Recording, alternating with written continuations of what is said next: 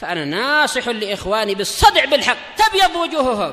السكوت في مسألة الحزبية يضرها، فاصدع بما تؤمر وأعرض عن المشركين. سلامي على دماج ورجالها والشيخ يحيى ودار العلم يا سعد بانها. بسم الله الرحمن الرحيم. قال الإمام النووي رحمه الله تعالى Al-Hadisul Ishrun Ba'dal Mi'ah wa Alf 1120. Wa anhu radhiyallahu anhu qal atan nabiyya sallallahu alaihi wasallam rajulun a'ma. Ada seorang lelaki buta yang datang kepada Nabi. Jumhur pensyarah setelah mengumpulkan sanad-sanadnya mereka merajihkan ini adalah Ibnu Ummi Maktum. Boleh jadi sebelum beliau dipilih menjadi muadzin yang satu selain Bilal. Faqal, si sahabat yang buta ini berkata, ya Rasulullah, laisa liqaidun yaquduni. Wahai Rasulullah, saya tidak memiliki qaid, yaitu penuntun, pemandu. Yaquduni, memandu saya ilal masjid, menuju ke masjid. Ya, buta, ini udzur dan tak ada yang membantu lagi. Boleh jadi waktu itu beliau tidak ada pembantu, tidak ada anak istri dan sebagainya. Mungkin tetangga pun agak jauh waktu itu. Waktu awal-awal datang ke Madinah barangkali. Fasa'ala Rasulullah sallallahu alaihi wasallam ayyurakhisalah.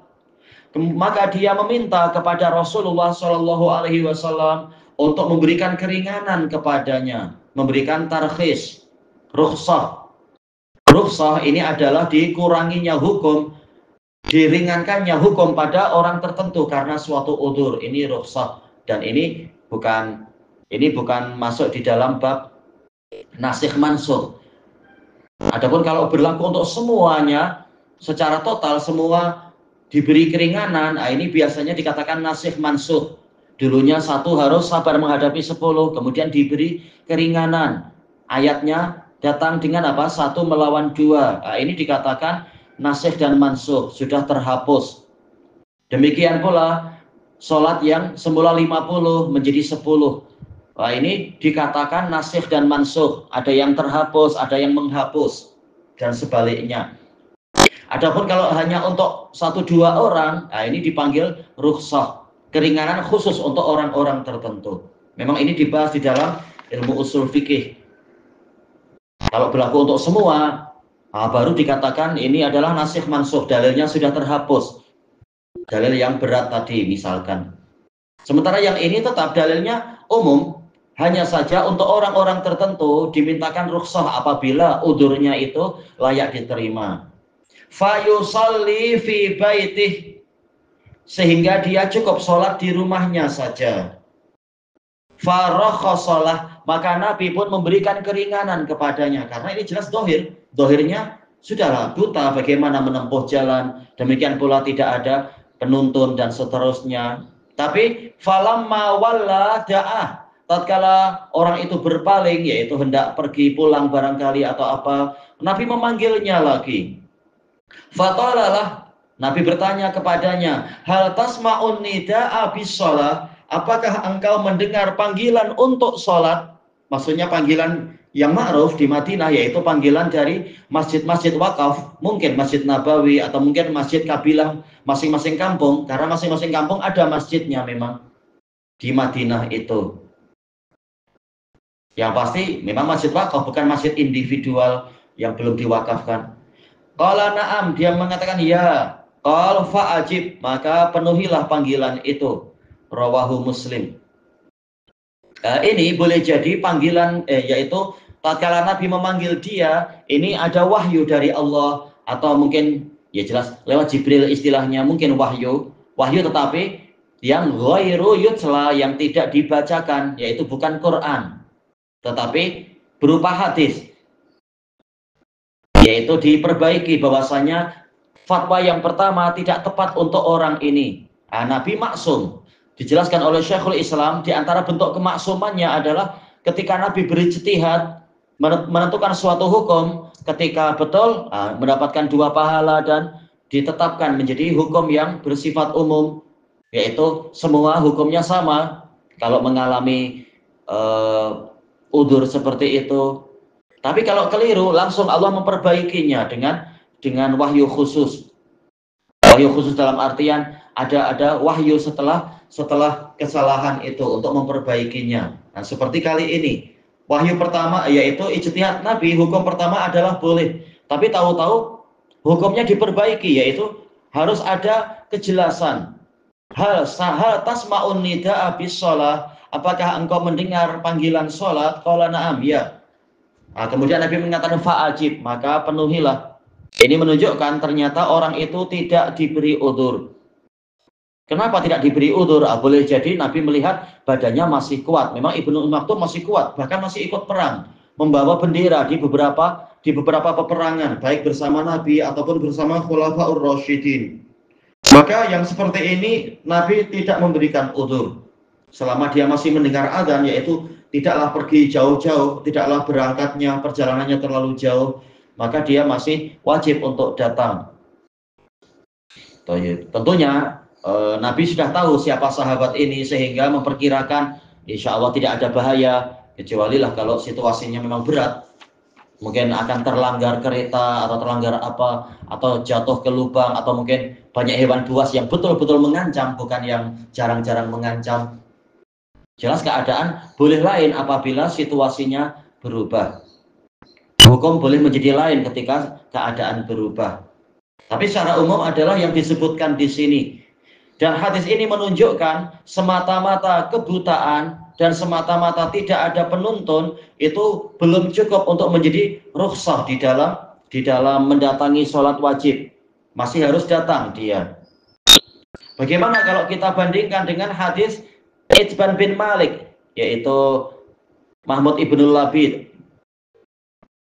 Hadis siapa ya? Mahmud ibnu Rabi radhiyallahu anhu meriwayatkan bahwasanya beliau dibagi tahu oleh Itban ibnu Malik. Beliau datang kepada Nabi Shallallahu Alaihi Wasallam, yaitu dengan dituntun siapa begitu. Kemudian beliau ini Ansori, ikut perang Badar dan sudah sangat tua dan buta. Dia mengatakan, wahai Rasulullah, sesungguhnya saya ini adalah pemimpin bagi kaum saya mengimami mereka sholat di masjid mereka. Hanya saja saya sekarang buta dan saya sekarang disebutkan beberapa udzur, tua dan sebagainya.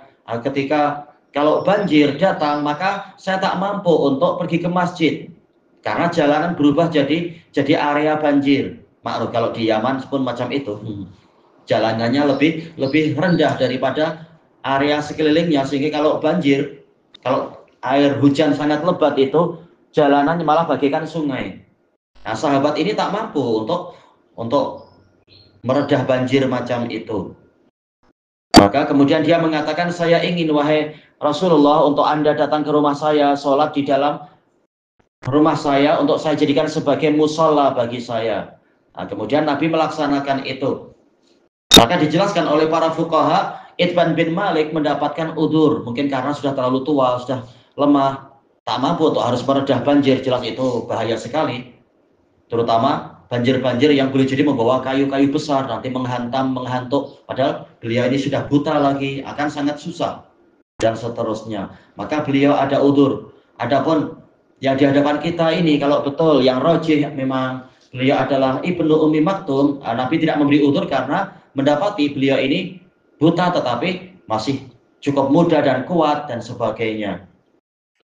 Yang menjadi sisi pendalilan apa? Saking utamanya amalan ini sampai sahabat yang buta pun tidak diberi udzur untuk luput dari keutamaan sholat di masjid. Itu yang buta, apalagi yang masih tidak buta, yang masih muda, masih kuat, pergi kemana-mana pun mudah, takkan pergi ke masjid malah tak mampu. Ini tak ada udzur sama sekali secara mudahnya, kecuali kalau faktor-faktor yang lain yang layak diterima oleh syariat. Dan hadis ini menunjukkan disyariatkannya adzan, dan ma'ruf hadis muttafaqun alaih dari Abu Sa'id Al-Khudri tentang diutamakannya, digalakkannya adzan. Hatta walaupun sholat sendirian di tanah lapang atau mungkin di mana itu istilahnya, padang ilalang, padang rumput. Nabi menyuruh siapa itu? Abu Sa'id Al-Khudri untuk adzan. Nabi mengatakan, aku melihat engkau suka badiah, suka daerah pedalaman, yaitu untuk mengembala dan sebagainya, maka jika tiba waktu sholat, hendaknya engkau mengumandangkan adzan, karena tidaklah adzanmu itu didengar oleh manusia atau jin atau batu atau pepohonan, kecuali mereka akan menjadi saksi pada hari kiamat. Ini menunjukkan digalakkannya adzan, disyariatkannya adzan. Bahkan sebagian ulama mengatakan wajib ada dalam satu desa. Tidak setiap masjid wajib untuk adzan, tapi kalau satu desa sudah ada satu adzan, masjid yang lain hukumnya mustahab untuk adzan, tidak sampai wajib. Bagi yang mau adzan, tentunya ini pahalanya besar sekali, seperti di hadis-hadis yang kita lewati tentang keutamaan adzan.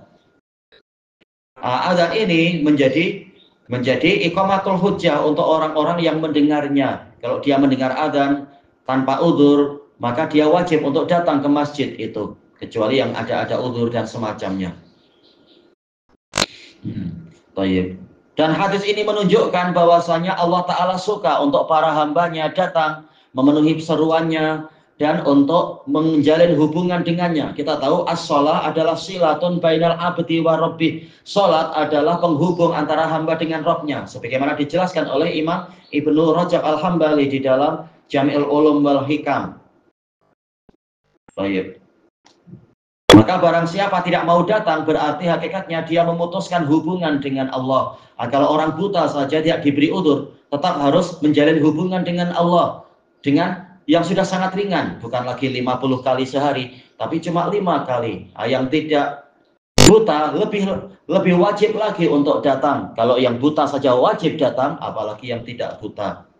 Menunjukkan memang memenuhi seruan adzan tadi, datang ke masjid untuk sholat berjamaah, keutamanya sangat besar, sampai Allah tidak ridho para hambanya itu ponteng, yaitu bolos dari panggilan tadi. Sementara pahala yang terbaik adalah amalan yang wajib. Menunjukkan memang ini pahalanya adalah terbaik dibandingkan dengan yang lain-lain. Langsung kita masuk ke hadis berikutnya, al-hadisul hadi wal ishrun ba'dal mi'ah wa alaf, 1121. Wa an Abdillah wa qila Amr ibni Qais alal khilaf. Ini ya, sahabat tadi juga. Abdullah bin Qais atau Abdullah bin Amr bin Amr bin Qais al-Ma'rufi ibni Ummi Maktum al-Muadzin radhiyallahu an. Annahu qala ya Rasulullah innal Madinah kasiratul hawam. Wahai Rasulullah, sesungguhnya Madinah itu banyak hawam. Hawam adalah hewan berbisa. Mungkin karena di kebun-kebun kan. Kalau di tempat kita ada kebun getah, ada mungkin kebun kelapa sawit, ada aja hewan-hewan yang boleh jadi berbahaya. Ada kalajengking, ada mungkin lipan bara dan sebagainya itu. Wasiba, ada hewan buas. Mungkin kalau di tempat kita di beberapa tempat mungkin ada harimau seperti yang di Sumatera itu. Kalau di sini masih ada nggak di mungkin kebun-kebun atau hutan-hutan macam itu? Di daerah mana? Kalau masih di Kedah juga? Di Kedah di ujung. Insya Allah baik. Padahal di zaman Nabi jelas tidak modern seperti sekarang, jelas hewan buas masih banyak. Faqala Rasulullah sallallahu alaihi wasallam, tasma'u hayya 'alas shalah hayya 'alal falah. Apakah engkau mendengar hayya 'alas shalah hayya 'alal falah? Berarti memang betul. Ini adalah Ibnu Ummi Maktum yang mengalami itu. Padahal beliau buta. Buta sejak di Makkah pun sudah buta. Fahayyahala. Rawahu Abu Dawud bi isnadin hasan.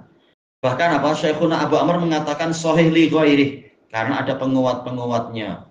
Dan Ibnu Ummi Maktum wafat di akhir kekhilafahan Umar bin Al-Khattab. Tayyib hayyahala artinya ta'al, kemarilah engkau.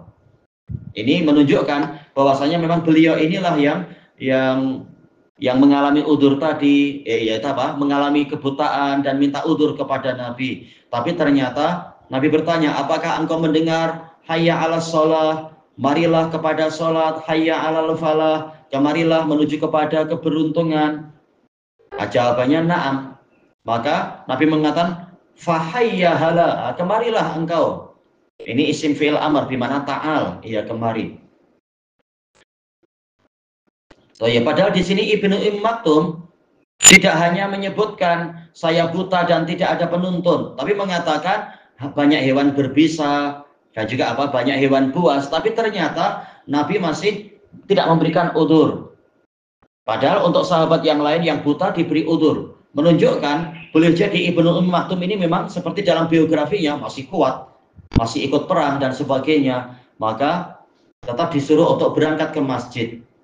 Nah, tinggal pandai-pandai bagaimana cara agar cari jalan yang selamat, atau mungkin minta bantuan siapa teman yang mau pergi ke masjid. Jelas para sahabat mereka rajin ke masjid, minta sekalian dibawa, tolong kalau ada ke masjid singgah ke tempat saya, bawa saya ke masjid misalkan, atau apa dan seterusnya. Dan ternyata malah kemudian beliau diberi keutamaan yang berikutnya. Tatkala beliau tetap berangkat ke masjid, maka malah diberi keutamaan lebih. Bukan muadzin biasa, tapi muadzinnya Nabi Shallallahu Alaihi Wasallam. Terkadang adzannya waktu subuh adalah adzan kedua, terkadang adzan pertama, dan dua-dua caranya sahih, bergantian dengan Bilal. Terkadang Bilal di adzan pertama, terkadang Bilal di adzan kedua. Ibnu Maktum bergantian dengan dia. Ini keutamaan yang sangat besar. Bukan sekedar dia mendengar adzan dan berangkat, bahkan dia yang memanggil orang-orang untuk berangkat. Dan malah menjadi hujah yang kuat sekali. Para sahabat akan berkata kepada anak-anaknya, itu Ibnu Ummi Maktum saja, dia yang buta aja boleh datang lebih awal. Bahkan dia muadzin, pergi ke masjid, takkan kalian tak mampu ke masjid. Malah boleh menjadi pelajaran, jadi contoh yang bagus bagi orang tua untuk anak-anak mereka dan sebagainya. Ilahuna wallahu a'lam.